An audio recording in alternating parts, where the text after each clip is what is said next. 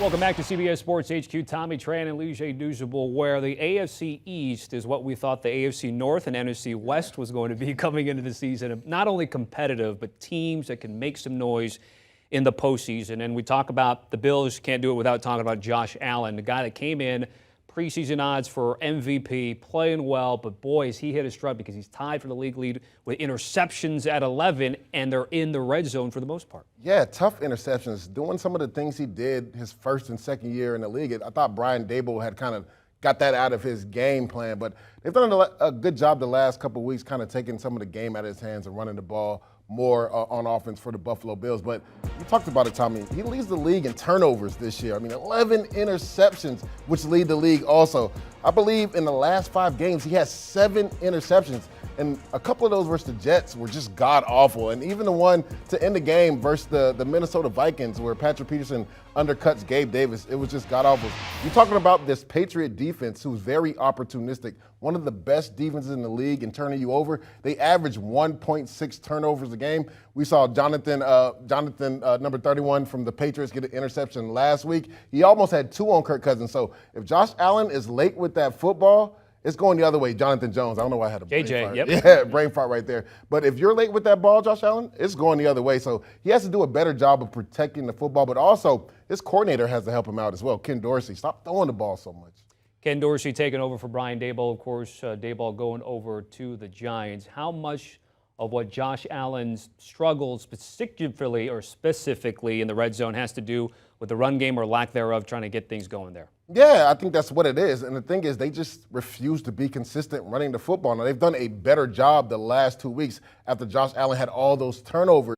Versus the Minnesota Vikings, versus the New York Jets, versus the Cleveland Browns, they averaged over 5 yards a carry. Last week versus the Detroit Lions, they averaged over 5 yards carry. Started getting Devin Singletary more involved in the game.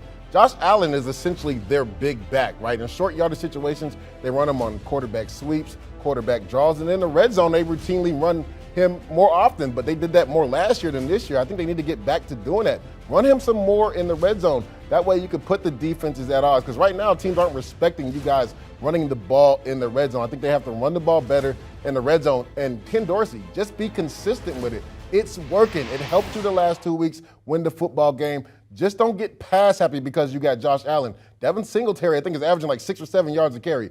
Continue to run the football. That way you're not one-dimensional.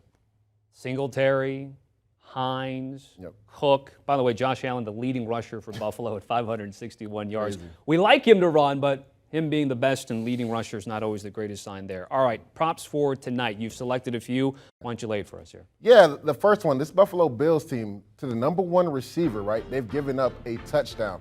Jacoby Myers, right, 5 of the last 6 games, the Bills defense has given up a touchdown to the number 1 receiver. He only has 3 on the season, but I think he gets into the end zone. Ramondre Stevenson, right, Damon Harrison is out this game. Over 62.5 rush yards. I believe the Bills have surrendered that 4 of the last 5 games. And then Dawson Knox, the tight end, the Pats defense, 4 of the last 6 games have given up over that 32.5 mark. I believe he gets over that. He's actually done that 2 out of the last 3 games. It's interesting because a lot of Ramondre Stevenson fantasy managers will certainly like that, because any time that Harris is out, he certainly has been showing that he can get those double-digit hauls in fantasy, which we're getting close to playoff time, by the way. As for the game itself, now we've seen this line go from 3.5 tick up to 4.